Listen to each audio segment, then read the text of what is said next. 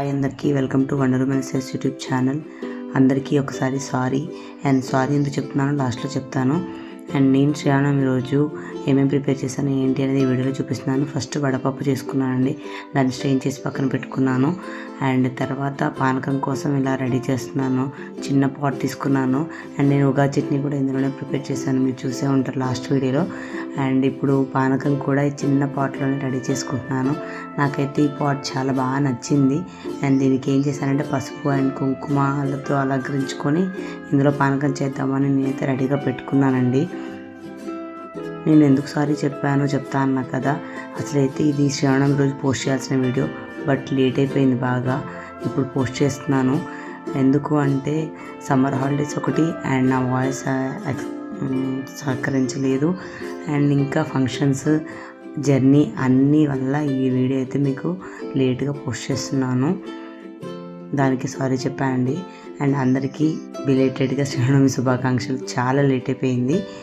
And ఇప్పుడు నేను పానకం అనేది రెడీ చేసుకుంటున్నాను. మంచిగా వాటర్ తీసుకుంటున్నాను. ఫస్ట్ వాటర్ అనేవి ఇందులో పాట్లో పోస్తున్నాను చూడండి.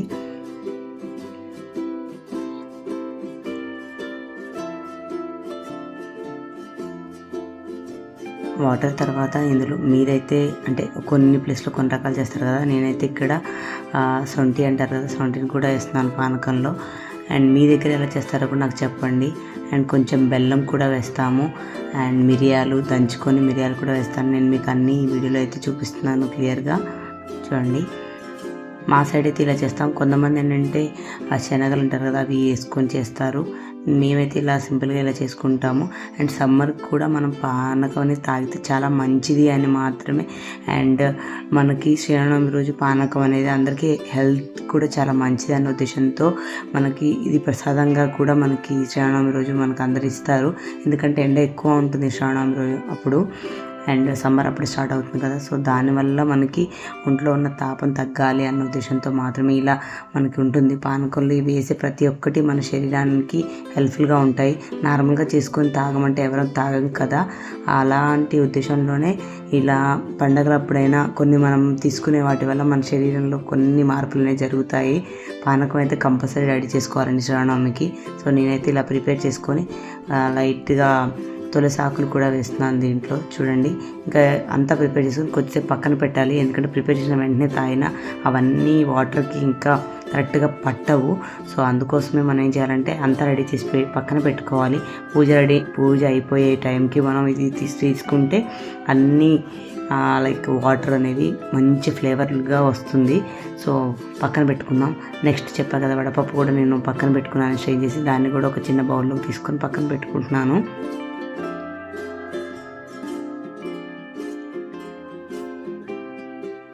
కొంచెం చిన్న బెల్లం ముక్క కూడా దాని మీద పెట్టి పక్కన పెట్టేశానండి. సో ఇంకా మనకి 2 ప్రసాదాలు అయితే రెడీ అయిపోయాయి. అండ్ థర్డ్ వచ్చేసి మీరైతే ఏం చేస్తారు, నేనైతే పులిహోర చేస్తున్నాను. వేడివేడిగా ఉంది రైస్, సో దాన్ని కొంచెం కూల్ చేసుకుందాం రెడీ చేస్తున్నాను. వేడి రైస్లో ఎప్పుడైనా మనం చింతపండు అలా వేస్తే అది మనకు అది టేస్ట్ బాగోదు. అండ్ చూసుకోండి, వేడిగా ఉన్నప్పుడు వేయకుండా కొంచెం చల్లార్చుకొని రైస్ని అందులో పులిహోర పులుసు అండ్ ఉప్పు కలుపుకోవాలి.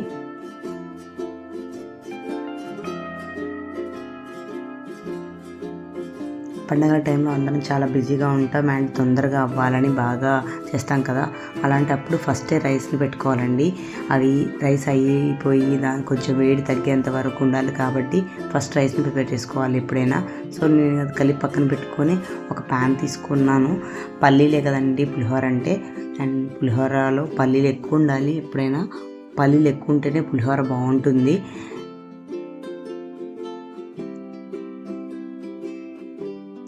నేనైతే శ్రీరామనవమికి చింతపండు పులిహోర ఎక్కువ చేస్తాను. తర్వాత పోపు గింజలు అన్నీ వేసుకున్నానండి. పల్లీలు బాగా వేగాక పోపు గింజలు కూడా వేసుకున్నాను. పోపు గింజలు అంటే తెలుసు కదా మీకు, లైక్ జీలకర్ర, తాలింపు గింజలు అండ్ శనగపప్పు అవన్నీ వేసుకున్నాను. తర్వాత కరివేపాకు అండ్ పచ్చిమిర్చి కూడా వేసాను.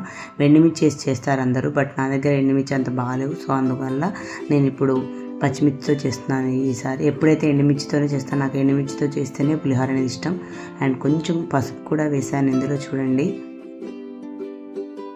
కొంచెం ఎల్లిపాయ కూడా వేస్తున్నాను అండి, దంచుకొని వేసుకుంటే ఆ ఫ్లేవర్ బాగుంటుంది.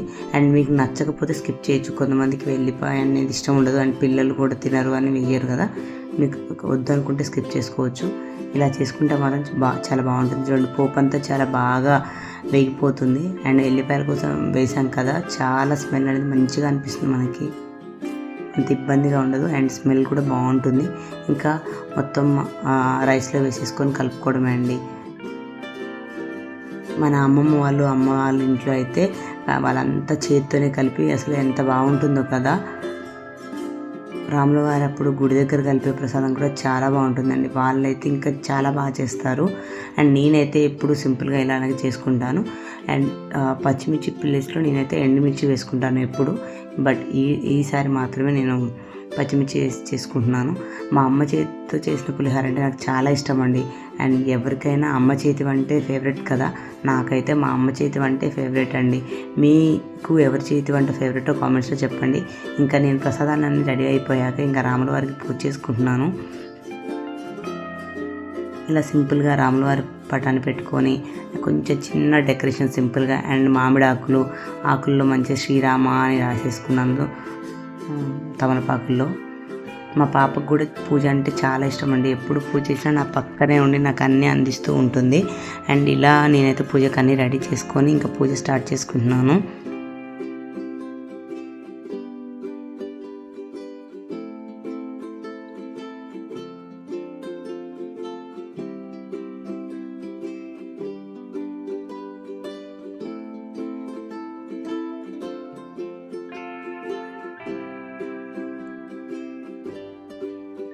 ఫస్ట్ మన ఇంట్లో దేవుడి దగ్గర దీపం వెలిగించుకున్నాను, తర్వాత ఇలా రాములవారి పటాన్ని పక్కన పెట్టుకొని చేసేసుకుంటున్నానండి. మీకు కనిపిస్తూ ఉండొచ్చు పూజ గది, అక్కడ కూడా దీపం వెలిగించుకొని తర్వాత చేస్తున్నాను. ఎందుకంటే ఫస్ట్ మన ఇంట్లో దేవుడికి దీపం వెలిగించాలి కదా, అందుకోసం. ఈరోజు రాములవారి స్పెషల్ కాబట్టి రాములవారికి సపరేట్గా అనేది ప్రిపేర్ చేస్తున్నాను. ఇంకా ప్రసాదాన్ని కూడా ఇక్కడ ప్లేస్ చేస్తున్నాను చూడండి. వడపప్పు, పులిహోర అండ్ పానకం ఇవి మెయిన్ శ్రవణంకి, అన్నీ రెడీ చేసి పెట్టుకొని ఇంకా నేను పూజ అనేది స్టార్ట్ చేస్తున్నాను అండి. మీరైతే మీ ఇంట్లో శ్రవణం ఎలా చేసుకున్నారో ఏంటి అనేది కామెంట్స్లో చెప్పండి. నేనైతే ఇది వీడియో లాస్ట్లో పోస్ట్ చేసిన, చాలా డేస్ అయిపోయింది కదా, నాకే ఎలాగో ఉంది. బట్ వీడియో మళ్ళీ మిస్ అయిపోద్ది, నేను శ్రవణం చేసుకున్న రోజు మెమొరీస్ అన్నీ నాకు మళ్ళీ ఫోన్లో అయితే మనం స్టోర్ చేసి పెట్టుకోలేం కదా. వీడియో ఇలా పోస్ట్ చేసుకుంటే ఎప్పటికీ ఉండిపోతుందని నేనైతే పోస్ట్ చేసుకుంటున్నాను. నచ్చిన వాళ్ళు లైక్ చేయండి, షేర్ చేయండి. మీరైతే ఎలా సెలబ్రేట్ చేస్తారో కూడా కామెంట్స్లో చెప్పండి. నేనైతే పూజని ఇలా చేసుకుంటున్నాను.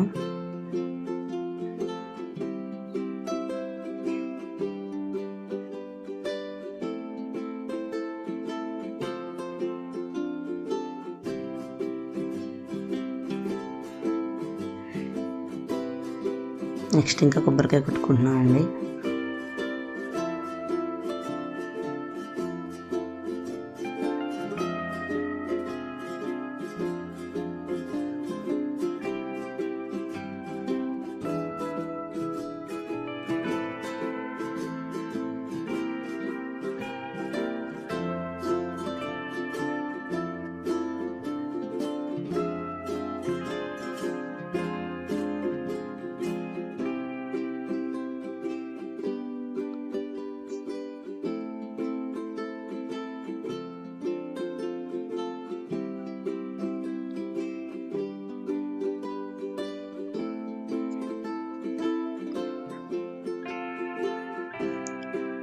లేట్గా పగిలిన కొబ్బరికాయ మొత్తం చాలా బాగా మంచిగా 2 చెక్కలు బాగా పగిలింది.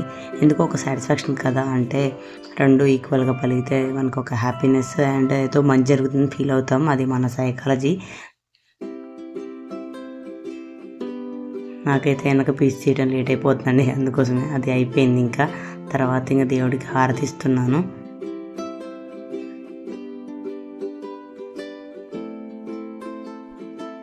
మీ పిల్లలు కూడా ఇలా పూజలో కూర్చోబెట్టండి, మన సాంప్రదాయాలన్నీ వాళ్ళకి తెలిసేలా చేయండి. నేనైతే మా పాప నేను పూజ చేసిన ప్రతిసారి తన నా పక్కనే ఉండి పూజ అంతా దగ్గరుండి చూస్తుంది. ఎందుకంటే మనం చేసేదే కదా మన పిల్లలు చూసి నేర్చుకుంటారు. అందుకోసమే. సో నేను చేసే విధానాన్ని మా పాప చూసి నేర్చుకుంటుంది అని నేను అనుకుంటున్నాను. మీరు కూడా మీ పిల్లలకి ఇలా ప్రతి దాంట్లో పాల్గొనేలాగా చేసుకోండి. వాళ్ళకి కొత్తగా నేర్పించాల్సిన అవసరం లేదు. మనం చేసే ప్రతి పని వాళ్ళకి ఇన్స్పిరేషన్గా ఉంటుంది. అండ్ నేనైతే నా రాముల వారిని ఇలా సెలబ్రేట్ చేసుకున్నానండి.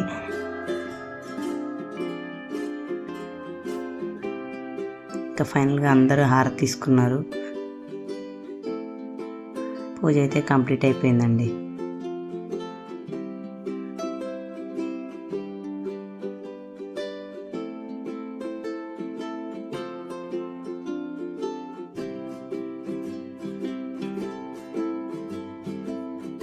చెప్పా కదా కొబ్బరి చిప్ప నాకు తీయడం లేట్ అయిపోయిందని. సో మా వారి హెల్ప్ తీసుకొని ఇంకా కొబ్బరి చిప్ప బ్యాగ్ ఉన్న పీస్ అయితే తీసేసి రాముల వారి దగ్గర పెట్టాను.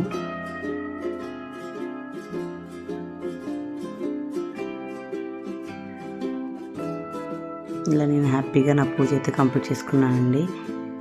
మీరు ఎలా చేసుకున్నారో ఏంటి అనేది కామెంట్స్లో చెప్పండి. అండ్ ఈ వీడియో ఇప్పుడు పోస్ట్ చేసినందుకు డిఫరెంట్ కామెంట్స్ వస్తాయని ఎక్స్పెక్ట్ చేస్తున్నాను. బట్ లేట్ అయింది. నాకు ఈ మెమొరీ లాగా ఉంటుందని మాత్రమే పోస్ట్ చేస్తున్నాను. నచ్చితే లైక్ చేయండి, షేర్ చేయండి, కామెంట్ చేయండి. అండ్ ఎవరైనా కొత్తగా చూసేవాళ్ళు ఉంటే మన ఛానల్ సబ్స్క్రైబ్ చేసుకోండి.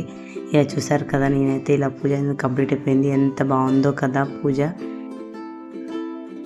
ఇంకా ప్రసాదం తీసుకోవాలి కదా, కొద్దిసేపు అలా ఉంచేసి ప్రసాదం అనేది స్వీకరిస్తున్నాను ఇప్పుడు నేను. ఖచ్చితంగా మనం ఎప్పుడైనా దేవుడికి ఇంట్లో ప్రసాదం పెట్టినా అందులో కొంచెమన్నా మనం టేస్ట్ చేయాలంట అండి. అది నాకు మా అమ్మ చెప్పింది. మనం కొంచెం కూడా టేస్ట్ చేయకుండా అలాగే ఉంచేస్తే అది ప్రసాదం అవ్వదు అని చెప్పింది. ఖచ్చితంగా దేవుడికి సమర్పించాక అందులో నుంచి కొంచెమన్నా మనం తీసి మనం స్వీకరించుకోవాలి దేవుడి దగ్గర ప్రసాదం అనేది. కొంతమంది బిజీ లైఫ్ వల్ల, ఆఫీస్ వెళ్ళడం వల్ల కొంత మర్చిపోతుంటారు. అలా చేయకుండా ప్రసాదాన్ని అయితే కంపల్సరీ తీసుకోండి. నేను ఇలా తమలపాకు మీద శ్రీరామ అని రాశాను. Thank you, bye.